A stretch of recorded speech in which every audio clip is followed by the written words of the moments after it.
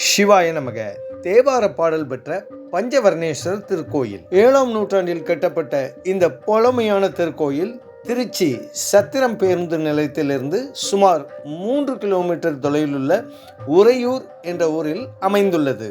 படைப்பு கடவுளான பிரம்மதேவனுக்கும் உதங்க முனிவருக்கும் சிவபெருமான் 5 நிறங்களில் காட்சி கொடுத்ததால் இங்குள்ள இறைவன் ஐவண்ணநாதர் என்றும் பஞ்சவர்ணேஸ்வரர் என்ற திருநாமத்துடன் வழிபாடு செய்யப்படுகிறார்.